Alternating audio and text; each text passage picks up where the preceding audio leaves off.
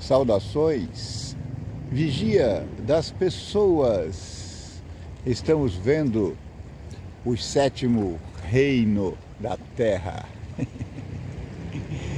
Tá um pouco escuro aqui, mas daqui a pouco o sol começa a aparecer ali e a gente vai ficar melhor. Eu tenho dificuldade para ler aqui porque tem uma luz muito fraquinha aqui de um poste, mas eu priorizei a sua necessidade. Eu acho melhor que você contemple esse nascer do sol. Eu sei que nem todo mundo pode acordar de manhã e esperar o sol nascer, mas ele já está brilhando lá atrás dos prédios. Então a gente vai falando, daqui a pouco o bichão aparece. Nós estamos vendo o sétimo reino na terra. O canal Vigia das Pessoas está fazendo 1 ano e o Senhor nos deu a graça de já ter feito e compartilhado contigo 500 mil vídeos. Estou sonhando. 500 vídeos. Então, nós já cumprimos mais da metade do nosso propósito. O nosso propósito era comentar todos os livros da Bíblia Sagrada, da Palavra de Deus.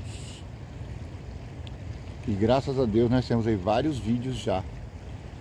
Se eu não me engano, o primeiro que fizemos foi sobre Jó.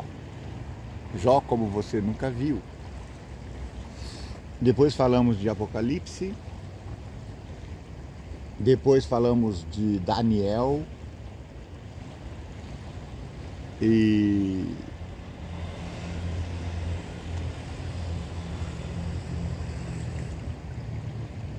depois falamos vários livros da Bíblia já. Aí começamos a fazer as séries. A primeira série nós chamamos aqui no canal de... Eu nem organizei por lista não, mas tá atrás aí. Depois eu vou, quando eu aprender a fazer essas coisas, eu vou melhorar o canal, arrumar tudo. E no futuro eu vou editar os vídeos para ficar mais gostoso. Mas aí eu comecei a fazer as grandes séries. O canal Vigia das Pessoas está seguindo os caminhos, os passos da Netflix. Sim, que tal você maratonar as nossas séries aqui, hein? A primeira série que nasceu foi As Crônicas de Israel, onde nós falamos de todos os patriarcas, a maioria deles, e todos os reis, entende? E ficou muito boa essa série. Me parece que são 50 capítulos. Depois nasceu a segunda série. Essa estourou tanto em audiência como em número de capítulos. Se fôssemos separá-la em temporada, a gente faria em 10 temporadas. Então essa série bombou.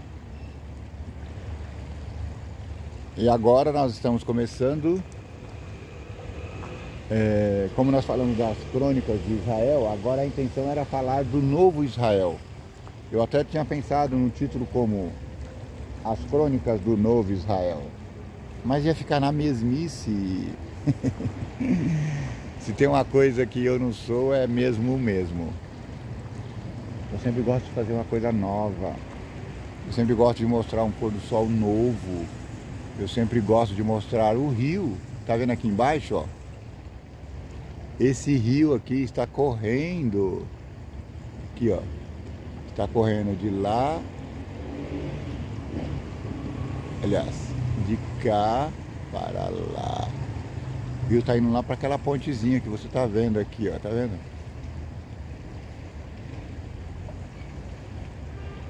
Ai, perdi a minha mão. Aqui, ó. Na ponta do meu dedo tá a pontezinha, não é? Então esse rio está correndo daqui para lá.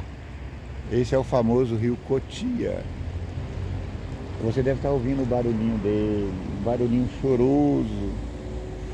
Lembra aquele corguinho que tínhamos na beira da nossa casa, lá no Paraná.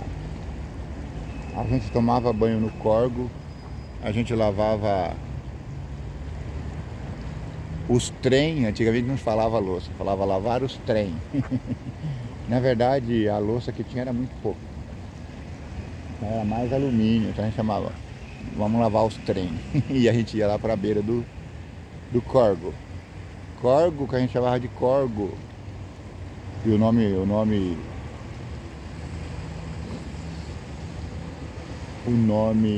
erudito seria córrego. Então a gente falava corgo, corguinho, mas é córrego. Não sei se é correguinho, não sei. É rio e ribeiro. Então o rio e o ribeiro é o diminutivo. Então esse seria um ribeiro. Esse aqui seria um ribeiro Cotia. Aqui todo mundo chama tudo de rio. Ai, ai. Então é isso. Enquanto você vai ouvindo o corguinho Cotia chorando, você vai vendo o sol nascendo lá atrás dos prédios. Tá vendo aqueles prédios lá? São novos, viu? Tão novos que acho que eles não estão concluídos ainda. É lá da cidade C. Os prédios estão lá na cidade C e daqui eu estou do lado de cá do rio. Eu estou na cidade B.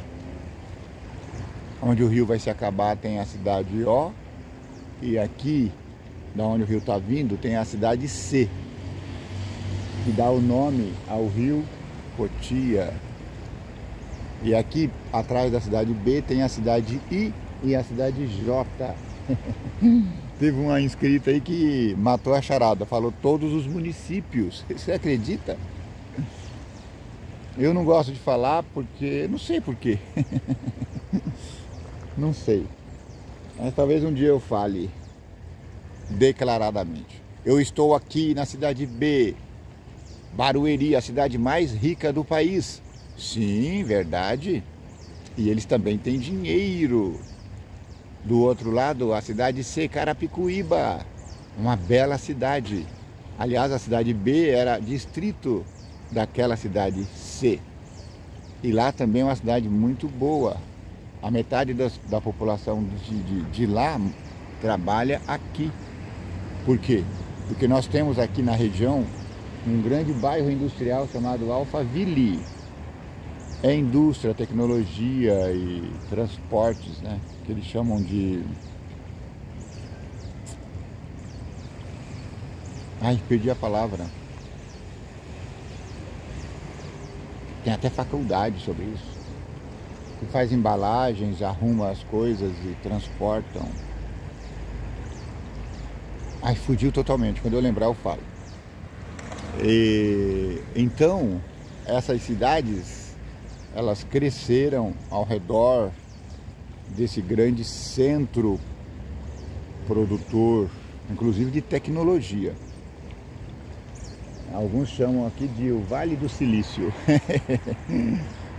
para comparar ao Vale do Silício americano, onde existem as grandes techs, as big techs, as empresas de tecnologia. Aqui no Brasil elas não apareceram de fato, porque nos Estados Unidos nós temos a Apple, a Google, a Microsoft. E lá nos Estados Unidos, também na China, também tem as Big Techs. Eu não lembro agora o nome delas, mas eu vi um documentário com várias muito semelhantes às americanas, né? Tem o Huawei, não lembro agora, mas são empresas grandes e maravilhosas. Então, lá na China construiu-se um Vale do Silício. Aqui no Brasil a gente não sabe, não vê, porque nós não temos essas grandes empresas aqui no Brasil. Eu acho que nós perdemos o compasso da história, ficamos para trás. Mas ainda temos alguma coisa. O que eu estava falando mais?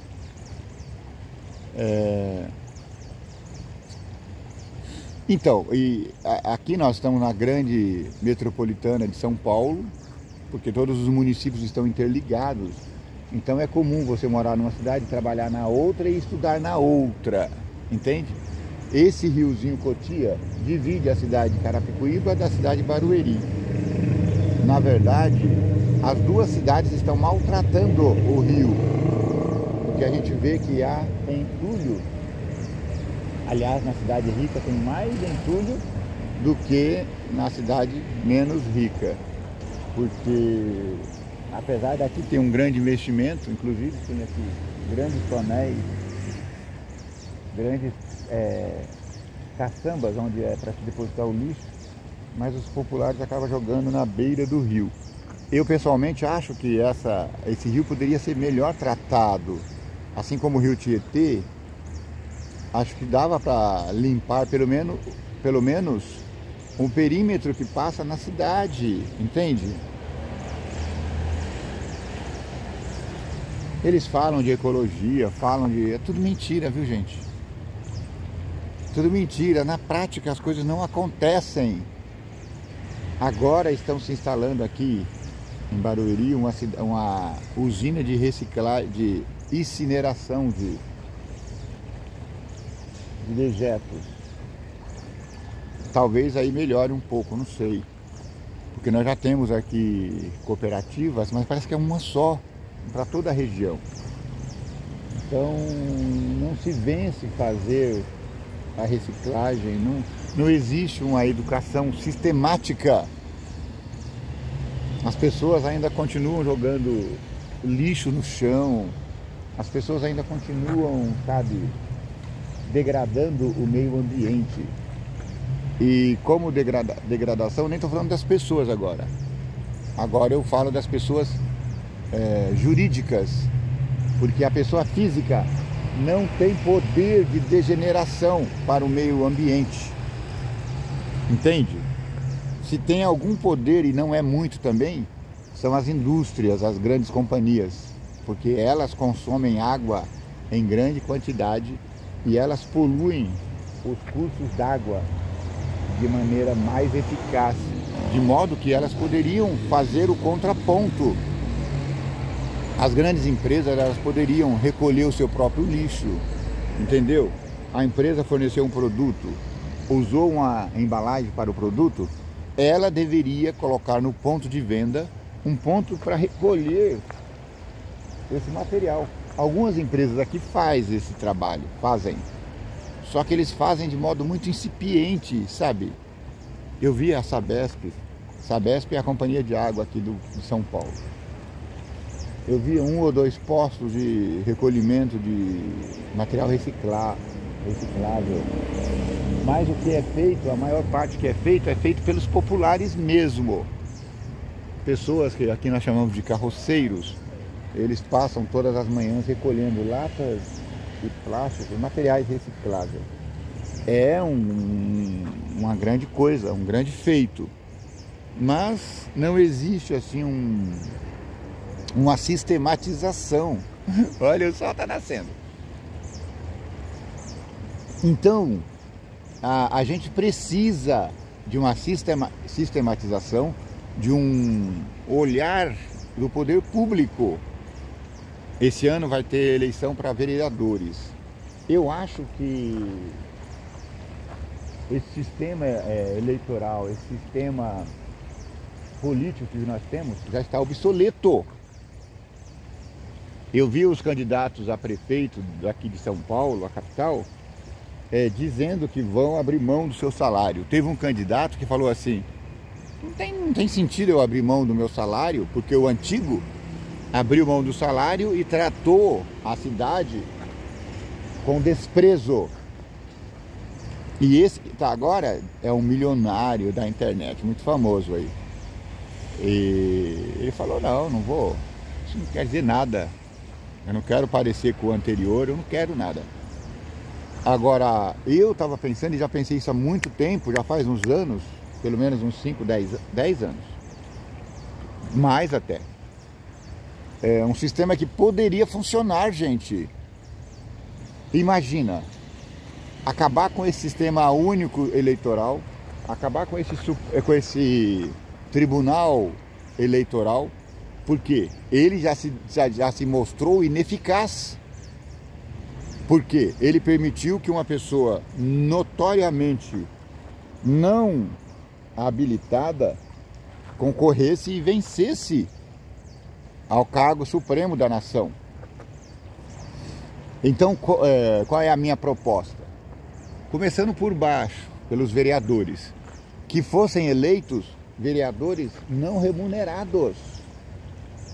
Essas câmaras municipais, são 5.000 câmaras no país inteiro, são comedores de dinheiro. Então cada cidade tem 10 vereadores e ela tem 1.000 funcionários para a manutenção destes. Então como é que a ideia nova poderia funcionar? Eu estou falando assim porque nós estamos falando da estruturação do novo Israel. Então vejam como vai ser o novo Israel, como Jesus está estruturando. Então como é que seria? Claro, isso seria por adesão, não vai se impor nada. Mas dos 5 municípios, se 5.000, se 50 aceitarem a proposta, que seus vereadores sejam cargos não remunerados. Sim. E que as eleições não sejam pelo sistema usual. Vamos usar aqui um monte da internet para fazer essas eleições. E ao invés de escolhermos 10 vereadores, escolheríamos 100. Sim. Esses vereadores trabalhariam pelos bairros, um por bairro mais ou menos, ou um por região. Eles não seriam remunerados. Sim, seriam, e não haveria um espaço físico para eles. A não ser que a comunidade quisesse fazê-lo, porque geralmente já existem os espaços físicos. As praças, como era antigamente, a grande agora, onde as pessoas discutiam as questões da cidade. As praças, os estádios, os ginásios, entendeu? Ou seja, os movimentos sociais, eles nasceriam como que naturalmente. E aí tiraria esse peso da corrupção das câmaras, tanto municipal como a estadual e a federal, entendeu? Isso é uma ideia, é uma utopia, mas que pode acontecer, pode ser viável. Imagina uma cidade rica como a nossa aqui, nós temos acho que 10 vereadores, não lembro mais, a última vez que eu vi eram 10, agora acho que já aumentou um pouquinho, porque a população foi aumentando ao longo dos anos. Eu cheguei na cidade aqui há 20 anos. Imagina uma cidade rica como a nossa. Nós temos 10 vereadores, vamos multiplicar aí por 10.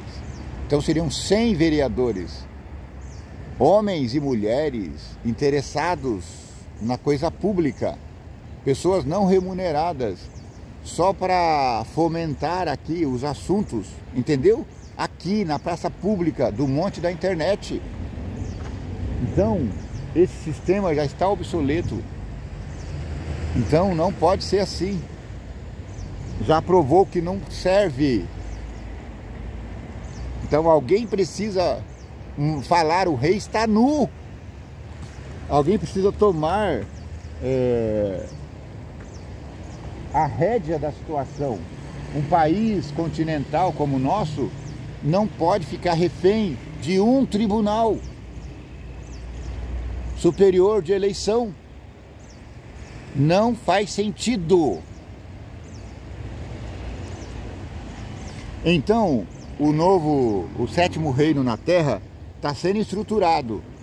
E aí já colocamos os pilares.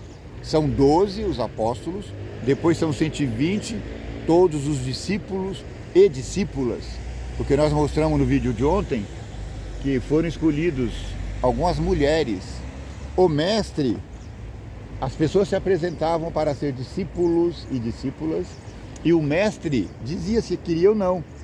E pelo que parece, muitas mulheres se incorporaram nesse grande discipulado. Lá no capítulo 8, ó. E aconteceu depois disso, que andava na cidade, de cidade em cidade, e de aldeia em aldeia, pregando e anunciando o evangelho do reino de Deus, que eu chamei de o 7º reino na terra. E os 12 iam com ele. Os 12 eram a coluna dessa grande construção do 7º reino na terra. E algumas mulheres que haviam sido curadas de espíritos malignos e de enfermidades, Maria, chamada Madalena, da qual saíra 7 demônios, e Joana, mulher de Cusa, procurador de Herodes, e Susana, e muitas outras que o servem com os seus bens. Está entendendo?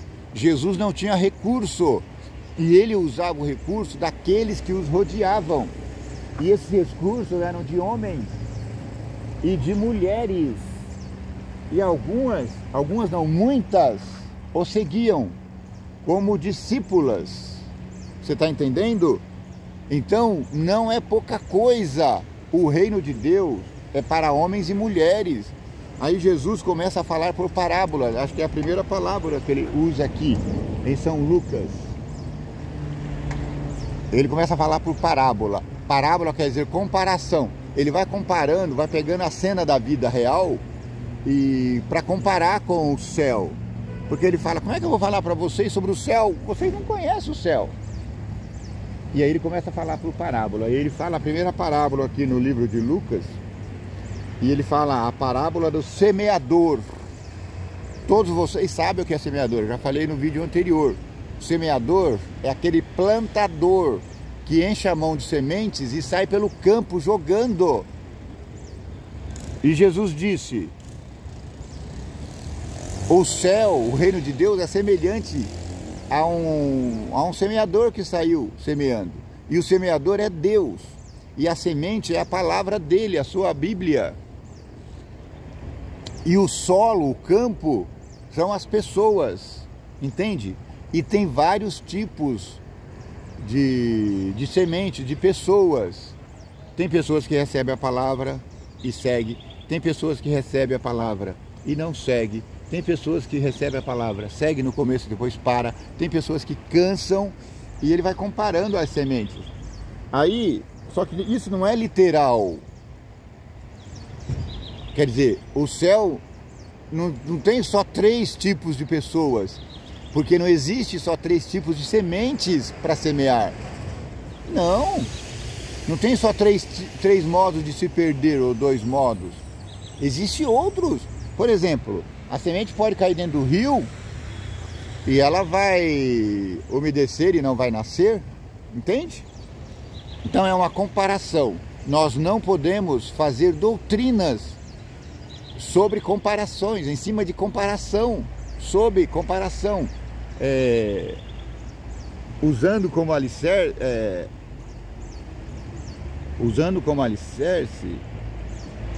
comparações. Por quê? Comparações é um modo, parábolas são um modo de explicar coisas mais difíceis de modo fácil. Tem até uma contradição aqui, porque Jesus disse que falou em parábolas para que só os discípulos entendessem e não os povos. Mas essa é uma explicação difícil que agora eu não posso dar, mas no futuro eu vou saber.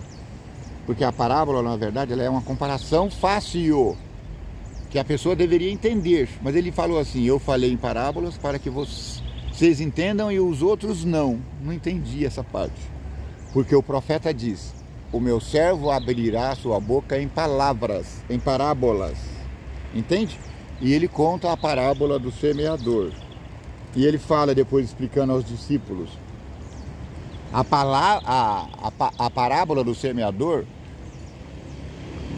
ela é um modelo de céu, é um modelo do 7º reino na terra, é um modelo do que vai ser. Eu sou aqui o semeador, estou semeando a palavra. Só que vocês, nem todos estão aceitando a palavra. nem todos vão germinar, nem todos darão fruto. Entende? E depois ele conta outra parábola, ele fala: o céu é semelhante, o céu é semelhante a um quarto iluminado por uma candeia. Candeia é lamparina, luz. E ninguém acende uma candeia e cobre com algum vaso ou põe debaixo da cama, mas põe-na no velador, em cima. Põe no lustre, lá em cima. Eu até falei que é como se fosse a terra, como se fosse um grande quarto e o sol fosse a grande lâmpada, tá vendo? A grande lâmpada do mundo está iluminando. O dia já está nascendo maravilhosamente.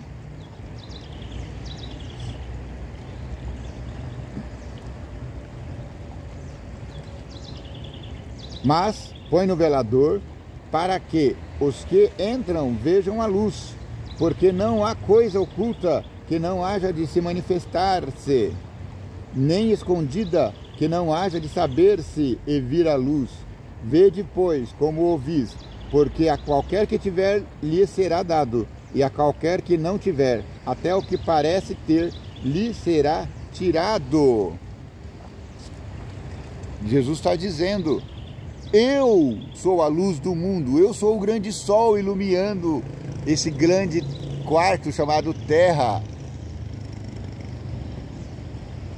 E eu vou dar poder a vocês. Assim como o sol dá poder às plantas, toda a energia vem do sol, toda a vida vem de mim, eu sou a luz do mundo. Só que eu vou dar, mas vai chegar uma hora que eu vou cobrar esse fruto. Você recebeu luz, você tem que partilhar luz.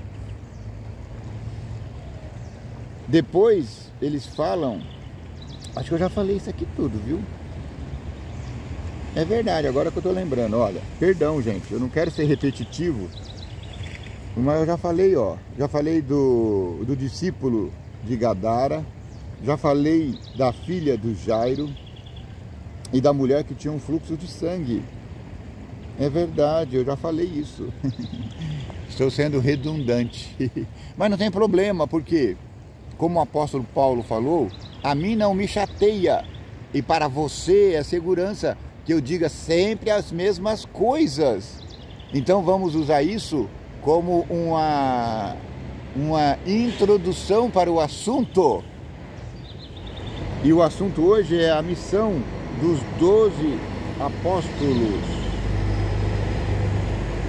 E convocando os seus 12 discípulos, deu-lhes virtude e poder sobre todos os demônios e para curarem enfermidades. Lembra aquela virtude que saiu de Jesus, que ele falou: eu senti que de mim saiu virtude.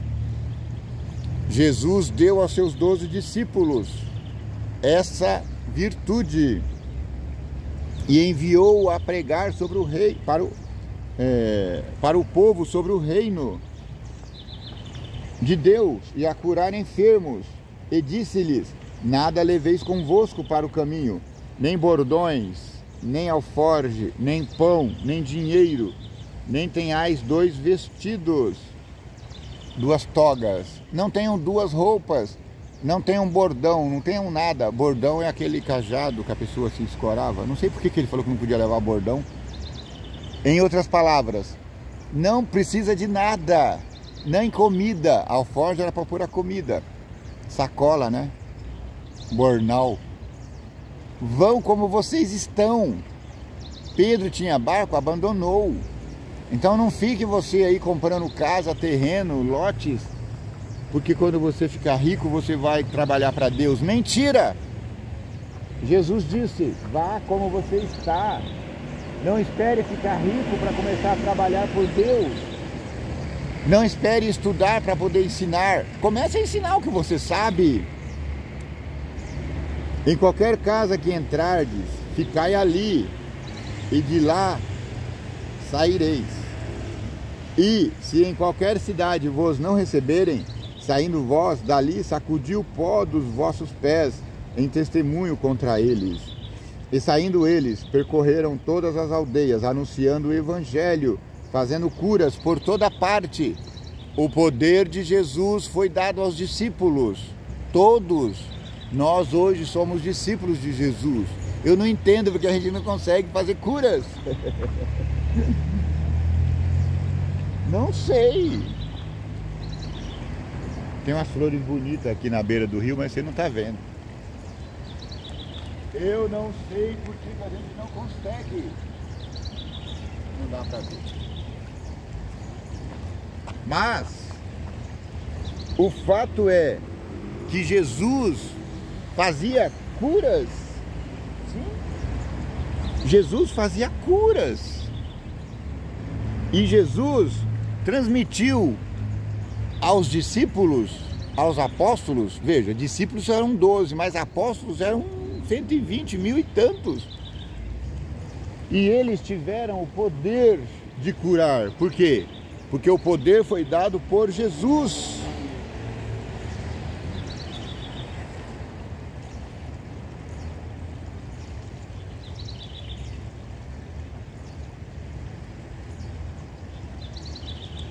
E o tetrarca Herodes ouvia tudo o que se passava.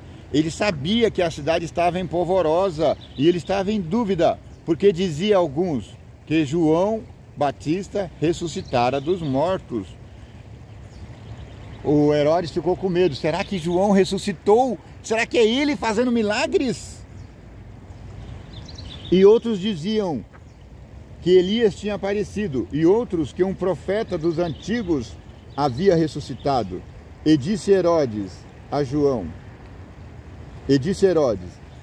mandei eu degolar. Quem é, pois, este de quem ouço dizer tais coisas? E queria vê-lo.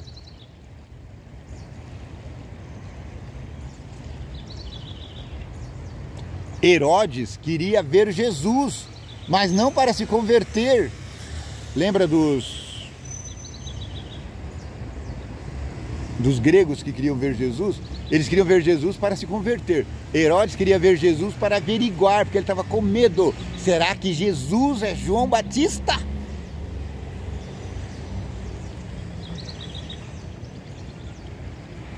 A posição que nós temos diante de Jesus, ela vai ser crucial para decidir os nossos destinos. Por que você quer ver Jesus? Para provar que ele não existe? Para provar que ele é fajuto? Que ele é um falsante? Um falsário? Ou você quer ver Jesus para se jogar aos pés dele como discípulo? Essa decisão você precisa tomar, meu irmão, minha irmã, ainda hoje. Você pode ser discípulo de Jesus, discípula de Jesus. Que o vigia das pessoas te abençoe e te guarde. Que o vigia das pessoas tenha misericórdia de ti. Que o vigia das pessoas faça resplandecer o teu rosto sobre ti. Que o vigia das pessoas te dê paz.